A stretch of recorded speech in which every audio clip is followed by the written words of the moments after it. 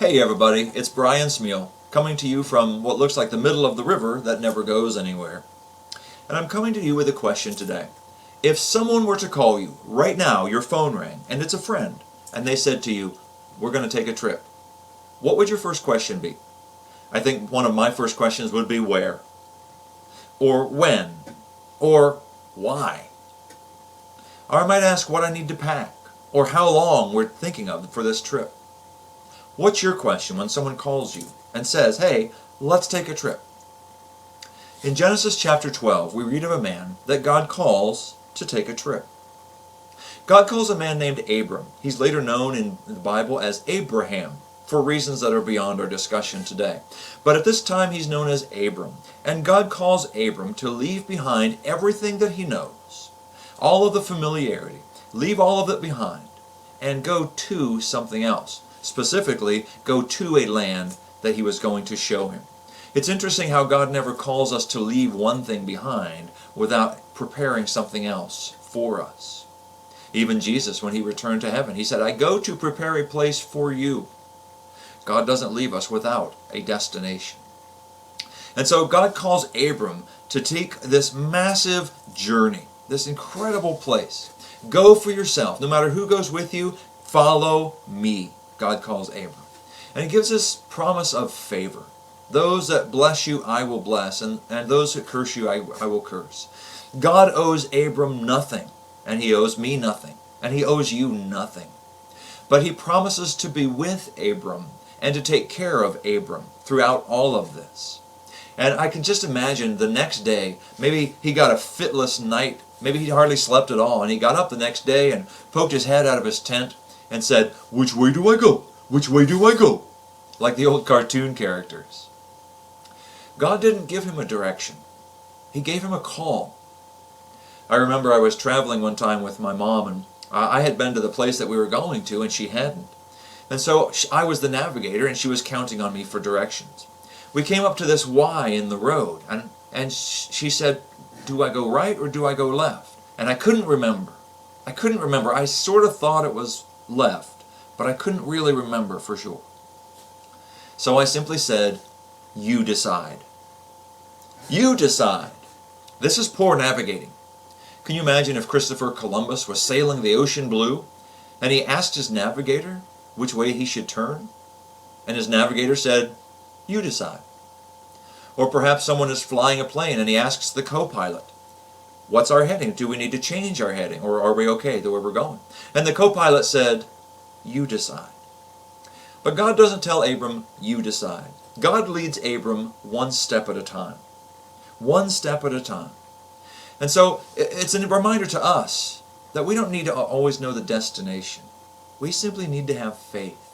We simply need to trust that God knows what's best for us. And when he calls us to take a journey, instead of asking all the questions of when, or why, or where, or what do I need, how do I prepare? What if, like Abram, we simply went? And that's what we see in verse 4 of Genesis 12. God called Abram to take this journey, and he promised to be with him and to take care of him. And that was simply enough. The call of God and the promise of his presence, that was enough. How do I know? Because of the first word of Genesis 12:4. So. Because God called him and promised to be with him, that was enough. So, Abram went. What an incredible statement of faith. Maybe he didn't know where the journey was going to take him. It ended up, right in the short term, it took him to the land of Canaan. This is 300 miles from where he was. 300 miles. If you were going to walk 300 miles, that would be further than walking from Miami to Orlando. It's further than if you were to walk from Boston to New York City. 300 miles is further than walking from Nashville, Tennessee to Indianapolis, Indiana. With all of their family and people, the servants and those that decided to follow them because they wanted to follow after God also. With all the animals and all the possessions, this huge caravan walking 300 miles on foot. And the journey continued on from there. But I want to end by asking you a question. What is God calling you to leave behind? Bear in mind that God will never call you to leave something unless He has in place something for you to go to. So often we want to know the destination, and what we really should be doing is asking ourselves, do I have the faith to take the first step? Do I have the trust to simply follow, even when I don't know the journey? It's hard to trust someone. We've all perhaps played or seen that game where one person is blindfolded and they follow the other one, and the other person simply says, turn left, or watch out, there's something in front of you. And I imagine maybe that's a little bit like Abram's journey, and maybe a little bit like our journey as well. That God calls us, watch out for this. You need to redirect your course just a little bit. And the journey may be long. I know for me, if I was called to walk 300 miles, how long would it take me? Probably about 5 minutes longer than forever. But if God calls you to leave something behind, even if the journey is long, even if the journey is difficult, whether it crosses mountain or desert or both, will you have the faith to take that first step? What is God calling you to leave behind? Perhaps some negative self-talk. Perhaps an old identity that really isn't who you are anymore. Maybe a debt paid that you need to forgive yourself for. What's God calling you to leave behind? Further, do you have the faith to take the first step, even if you don't know what God's promise is for you, and you simply have the call to go? Will you, like Abram, simply go because of God's call and His promise of His presence? I would encourage you to take a look at Genesis 12. The life of Abram, and again later known as Abraham, is a fascinating study. And I encourage you to learn all you can about him.